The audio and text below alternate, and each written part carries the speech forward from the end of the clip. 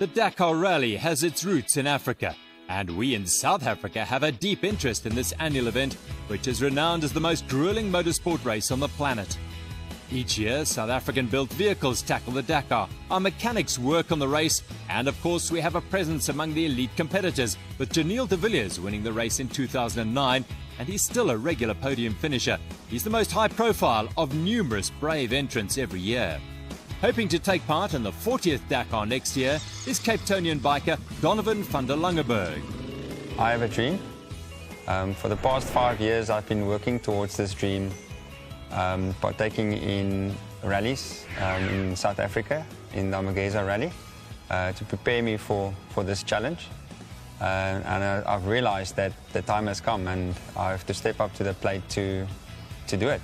It actually came from my dad's side when he took us in 1992 to the finish of the Paris to Cape Town rally. We went to go to the waterfront and spectate the podium finish. And my dad was a big outdoor off-road fanatic. And he said that if he could do a rally, endurance race over multiple days, that he would do the Dakar rally. Me and my brother never raced, but we were always found in the bush racing each other for homemade trophies. After school, I was traveling the world for a few years, and on my return, I actually bought my first KTM 640, which was the winning bike that time in the Dakar. So we went off-road exploring, camping in the bush and riding from there. And then the rally started. I saw that I was a bit quicker. I had a bit more skill than the guys I was riding with at that stage. And I had to push myself a bit to do the racing. Donovan competes in arguably the toughest category of them all, the Malay Motor class, where it's all about self-sufficiency on and off the bike. In the Dakar Rally, there's, I think, only 20 riders that get selected to do the Malay Motor class. And that category involves you, your bike, this box, and that's it. There's no backup from team support. There's no one changing your tires. There's no one helping you emotionally. Mechanics, they can give you advice, but nobody's allowed to work on your bike. You've got to look after your body. You've got to look after your nutrition, your food, how much you drink. And then the important thing is your bike. Your bike takes you to the end. Without your bike, you're out of the rally. Everybody's out there on their own in their stages. But once you get back to the bivouac at night, then the hard work starts. They've got to service the bikes, fix all the broken parts, the stuff that fell off. They've got to eat, they've got to sleep. And that's where it gets difficult.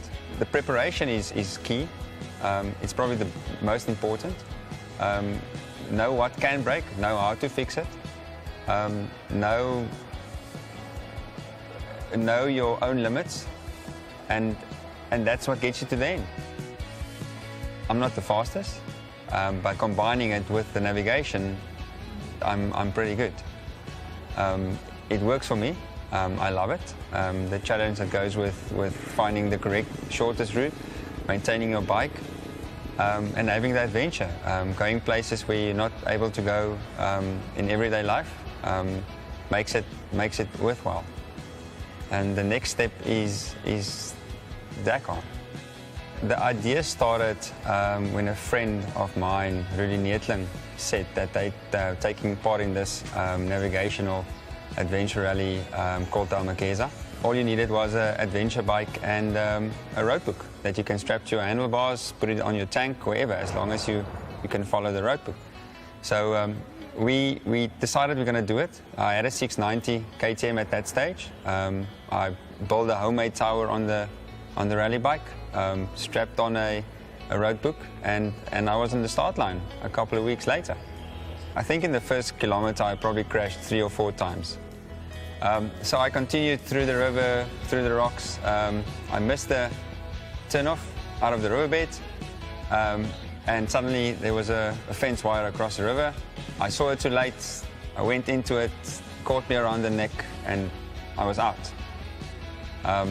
Luckily, I was just badly bruised in my neck, and I finished the race. It was my first rally. I wasn't prepared for this environment. Needless to say, that initial experience had Donovan hooked, and a year later he lined up for the 5-day Amageza, a much tougher proposition that was not without incident. Everything was going good until day 3. There was, I think, a 500-kilometer stage, I think a 300-kilometer special. And towards the end of the stage, I was tired, lacked concentration a bit, and on the last descent of a mountain into Springbok, I just went off the road and I hit a rock, and I tore the ligaments in my left knee, cracked my tibia. I didn't know it then. I got back onto the bike because I want to finish the rally. Went to the medic afterwards. He said, no, just put some DP. And I left my knee brace on and I just put some DP.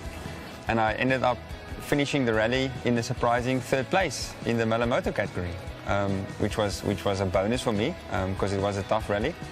I went to the doctor afterwards and they came to the conclusion I've damaged my knee with broken bones and torn ligaments.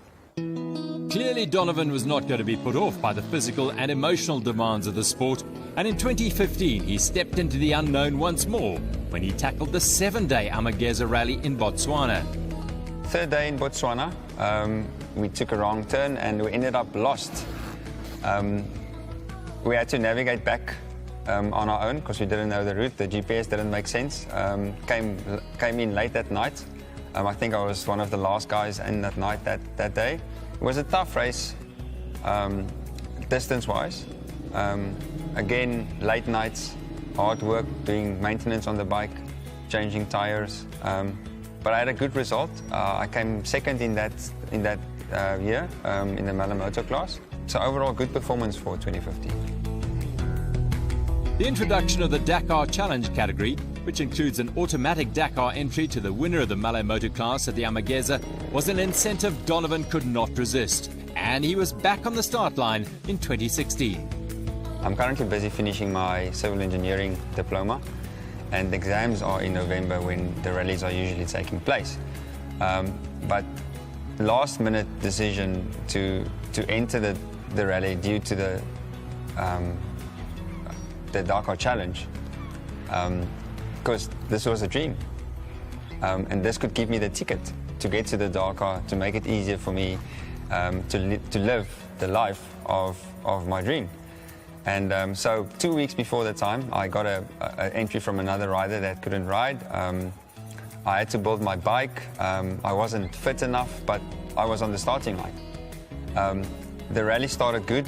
I won the first stage. I had a hard crash in Springbok in the mountains where I lost my foot peg and I bruised my hip a bit. I ended up 2nd in the Dakar Challenge. Had a good stage. The last stage, I actually won the last stage as well, pushing to see if I can make up some time. But I finished. And at that stage, I was so keen on getting the Dakar Challenge, competing for it, that I just continued with the spirits of the Dakar Challenge and set myself on entering this year. Having missed out on an automatic entry for the 2018 Dakar, Donovan went to HQ and applied to the race organisers, the ASO, for an entry. With all the physical, mental and financial commitment required to prepare for the Dakar, this left Donovan having to weigh up the pros and cons should he get an entry. I think to enter the Dakar Rally, you've got to be a bit crazy. To do it Malamoto, I think you've got to be wired a bit differently. Emotionally, it's tough at this stage because you don't know if you're going to get accepted for the entry. It's a dream, so you would like it to happen. Financially, it's tough as nails.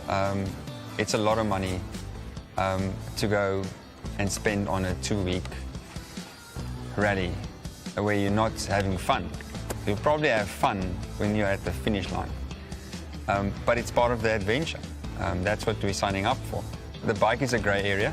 The problem with the bike is if I get one here in South Africa, I've got to ship it to to France to put it on the boat to go to South America. The other option is to hire a bike from the European teams, where you buy into a team, you hire a bike from them, they give you a rally race machine, which is race ready. But most of them is costly. The bike itself costs a lot of money. It's probably the hardest part of the Dakar. Getting to it is the biggest obstacle. The Sign My Ride initiative is something where I want to get the South African people involved in my rally. Teamwork makes the dream work.